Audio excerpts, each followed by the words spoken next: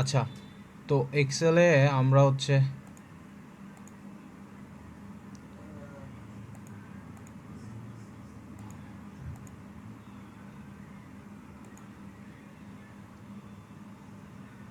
আচ্ছা, তো এক্সেলের মধ্যে আমরা আজকে যেটা শিখবো সেটা হচ্ছে ডাটা ভ্যালিডেশন।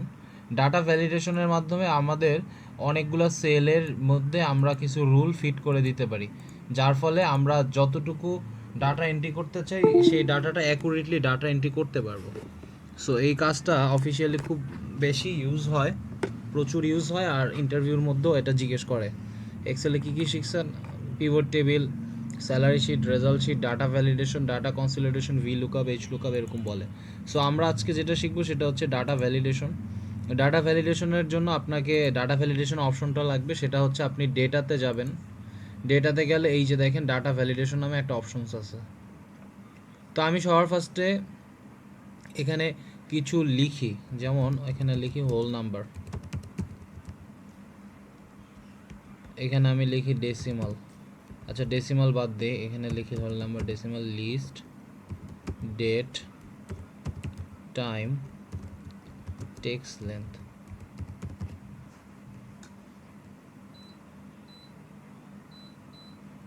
Text length. আচ্ছা, সাপোজ একটা ফ্যাক্টরিতে 3000 এমপ্লয়ি আছে।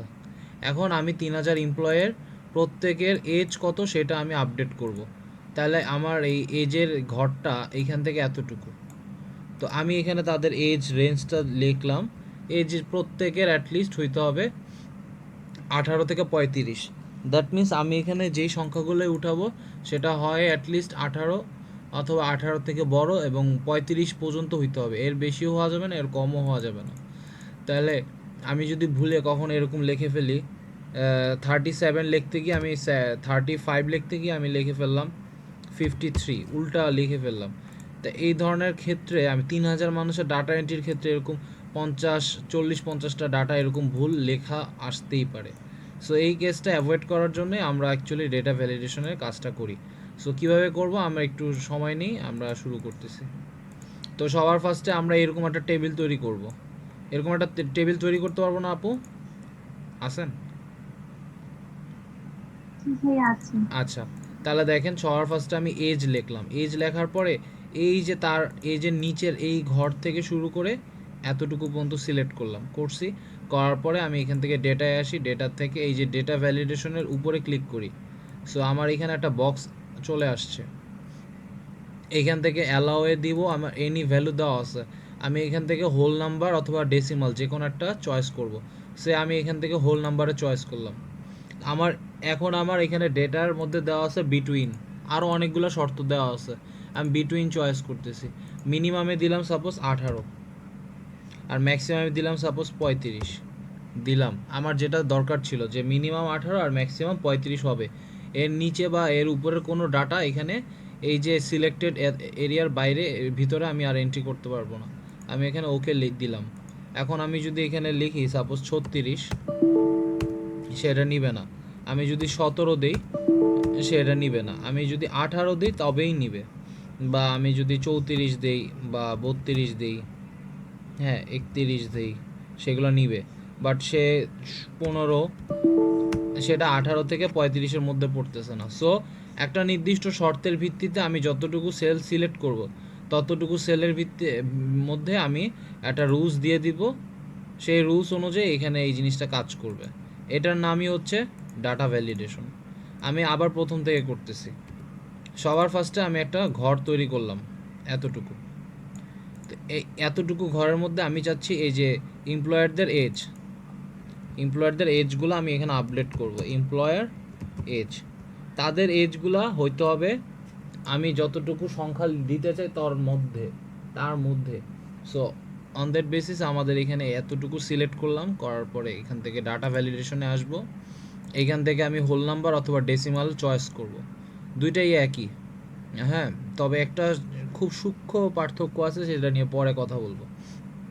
মিনিমাম ধরেন আমি দিলাম যে 17, ম্যাক্সিমাম ধরেন আমি দিলাম যে 39, 39।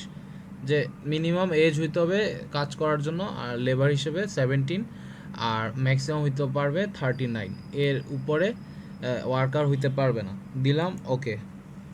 দেওয়ার পর আমি যদি এখানে দেই 38 আসতেছে, বাট আমি যদি 40 দেই তাহলে তো আর আসবে না। সো আশা করি এটা পারবেন আপু। আমি এরপরটায় চলে যাই। এটা হচ্ছে লিস্ট।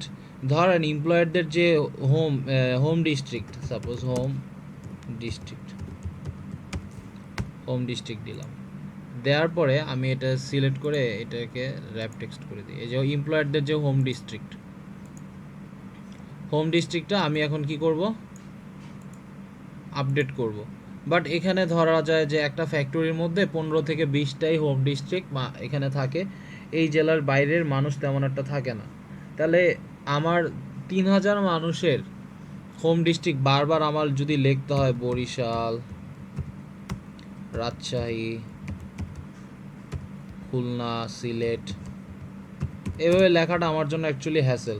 3000 বার এখানে বরিশাল মিনিমাম 50 থেকে 60 বার আসবে, রাজশাহী 25 থেকে 30 বার, খুলনা 100 বারের মতো আসতে পারে বারবার। তো আমি যদি একবার লিখি আর একটা লিস্ট তৈরি করে ফেলি, পরবর্তীতে যার যে ডিস্ট্রিক্ট চয়েস করার মতো আমরা জাস্ট চয়েস করব আর ডিস্ট্রিক্টটা বসায় ফেলবো। সো এটা আমি করার জন্য ডেটা ভ্যালিডেশন অ্যাপ্লাই করতে পারি। সো আমি কি করব, এখান থেকে এতটুকু সিলেক্ট করছি। করার পরে আমি ডেটায় চলে আসি, ডেটা থেকে ডেটা ভ্যালিডেশনে যাব, সেখান থেকে এই যে হোল নাম্বার আর ডেসিমাল নিয়ে কাজ করছি। এখন আমরা যেটা নিয়ে কাজ করব সেটা হচ্ছে লিস্টটা আমি চয়েস করলাম। চয়েস করার পরে যে যতগুলো ডিস্ট্রিক্ট আমি এখানে দিতে চাই দেব, যেমন ঢাকা, সোর্সের মধ্যে লিখলাম ঢাকা। ঢাকা লেখার পর কমা অবশ্যই দিতে হবে, আরেকটা জেলা দিব, যখন দিব কমা দিব। কমা দেওয়ার পর আমি এখানে লিখতেছি সাপোজ খুলনা। তারপর আমি এখানে আরও দিতে পারি রাজশাহী, আমি এখানে দিতে পারি বগুড়া,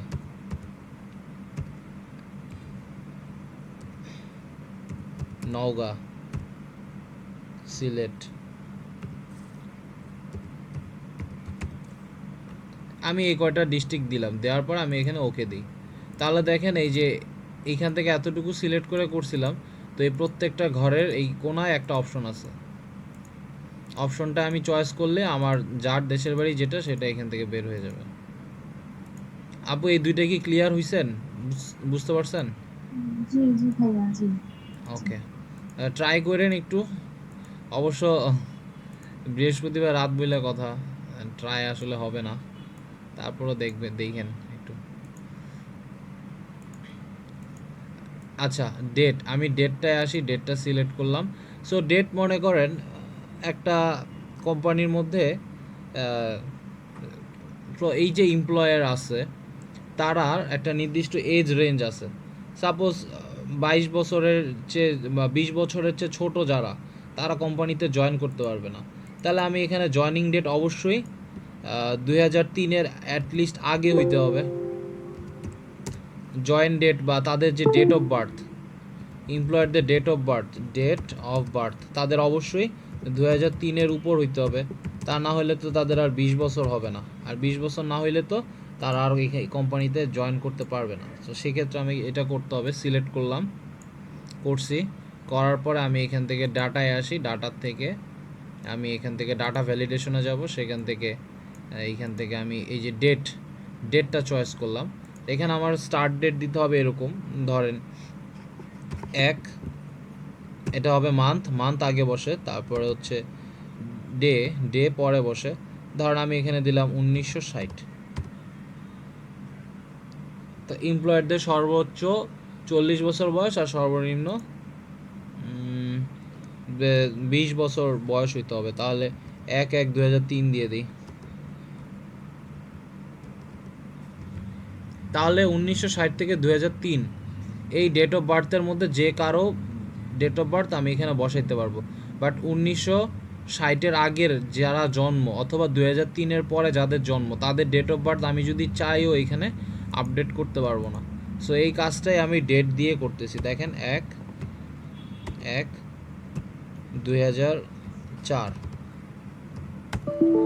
দেখেন এটা নিচ্ছে না। বাট আমি যদি এটা 2002 করে দেই, তাহলে এটা নিচ্ছে। সো আশা করি এটা বুঝতে পারছেন। আমি আবার রিপিট করব, আমি একটু সামনে আগাই, টাইমে যাই।